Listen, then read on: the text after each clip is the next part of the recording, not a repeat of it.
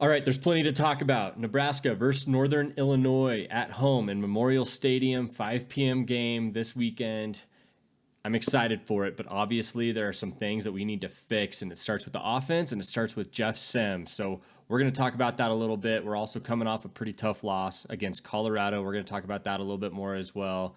But welcome back to FFT. I'm Trevor. Let's check it out.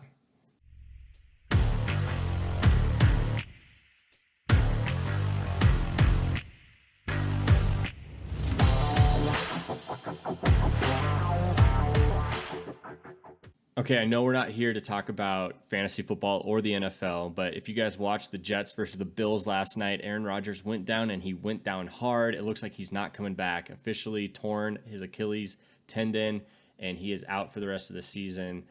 It's looking bad for the Jets. If you're a Jets fan, I'm sorry. Huge bummer of a game. I know it affects Garrett Wilson and everything else, especially if you're playing fantasy football. It's hard to watch. So, but if you guys want to know more about that, I already covered it in a separate video. You can go take a look at that. But let's talk Nebraska. Let's start specifically talking about Nebraska versus Colorado. And again, I've already done a reaction video on the Nebraska-Colorado game. I was at that game. It was a lot of fun, quite honestly. But coming away with a few thoughts. And I got some messages about how I need to stop hating on Colorado.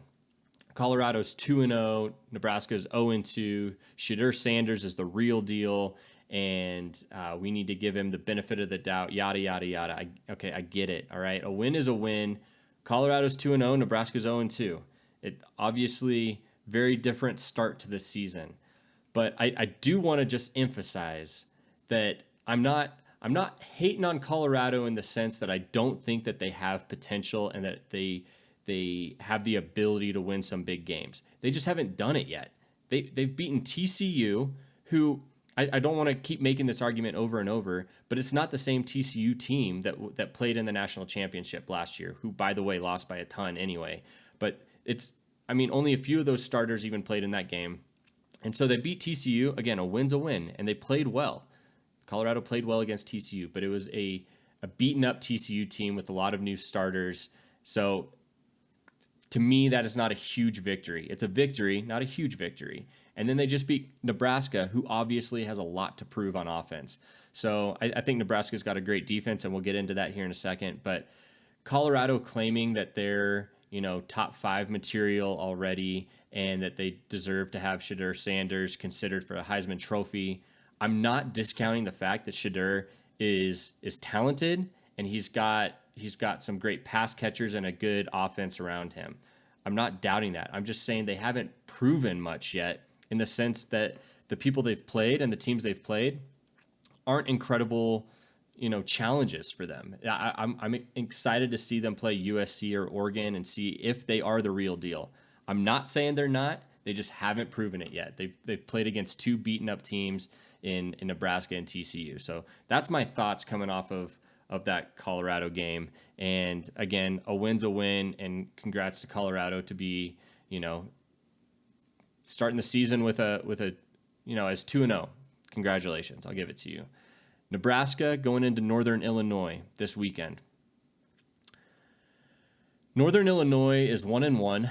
They beat who did they beat? They beat Boston College in overtime, and then they lost to Southern Illinois this past weekend. So they're 1-1. It looks like their offense isn't rolling. They're not like a Colorado team where they've got incredible playmakers. I'm not worried about that, but it's college football, and I've said this before, but anything can happen in college football. Nebraska should not go into this game expecting to win, in the sense that they think it's just a gimme. They should go into this game confident. I expect that Nebraska shows up as if they were playing in the playoffs, or as a Big Ten championship. I want them to show up because they have a lot to prove, and so they better show up. And I am excited to see this defense rumble. Nebraska's defense has been the highlight of our team since game 1.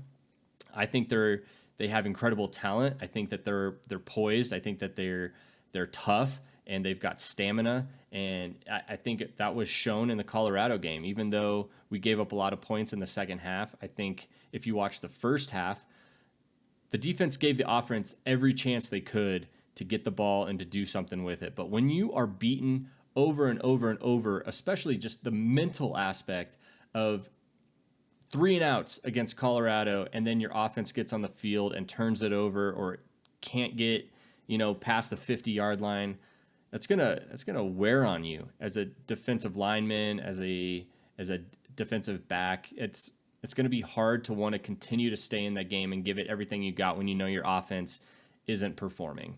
So I'm excited to see the defense show up. Obviously, we're going to throw a lot of bones at this game. At a home game, there's going to be, I expect the fans to be energized and ready to go, even though we're going into this 0-2.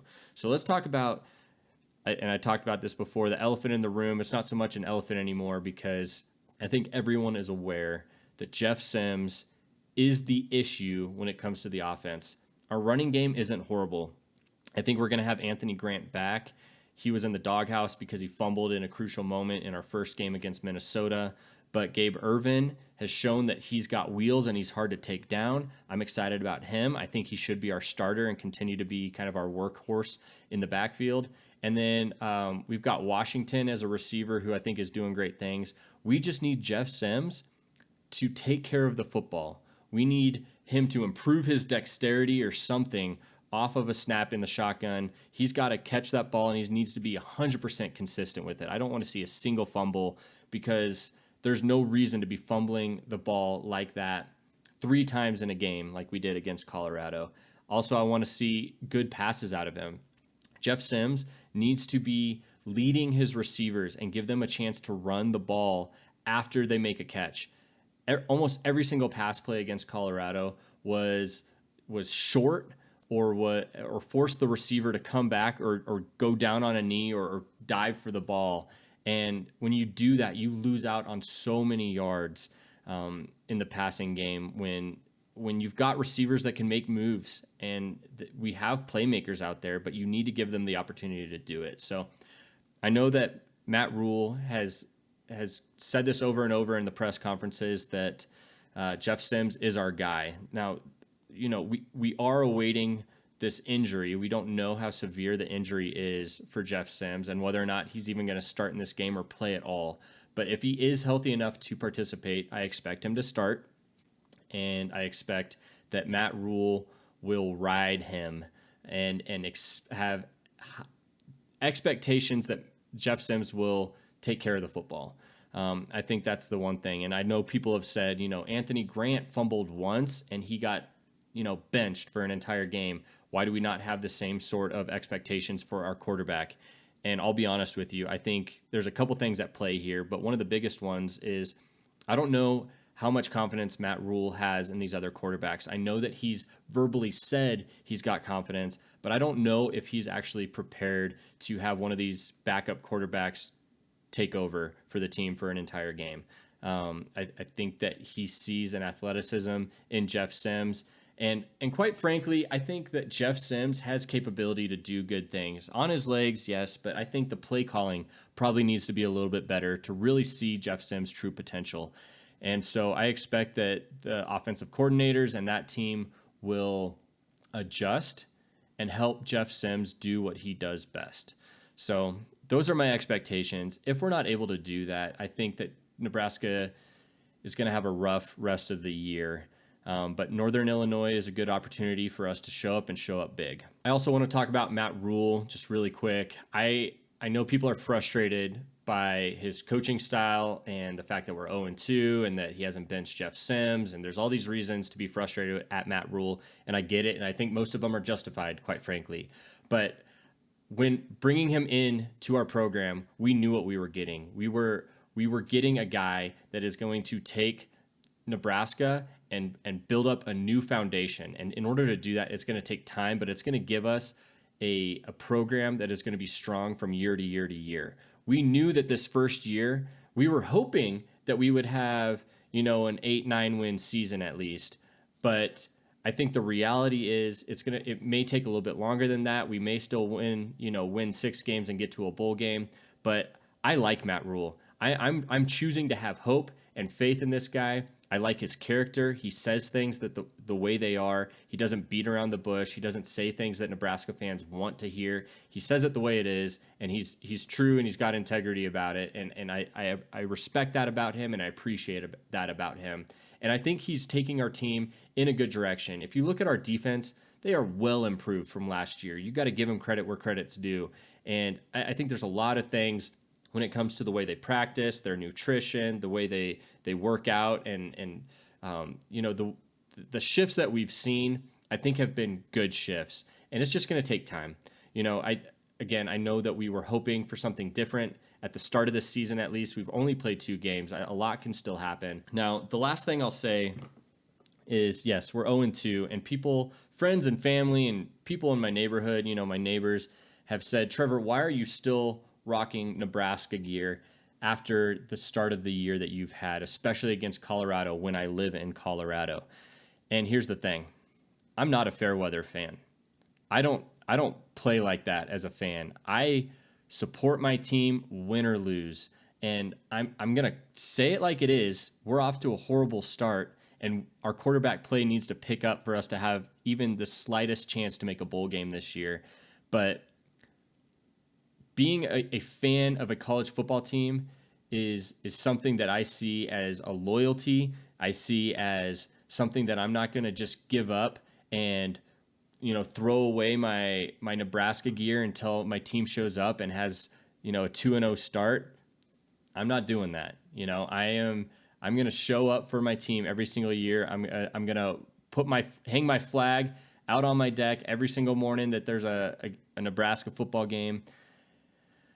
I wear it loud and I wear it proud, no matter what. So anyway, I'd love to know what you guys think.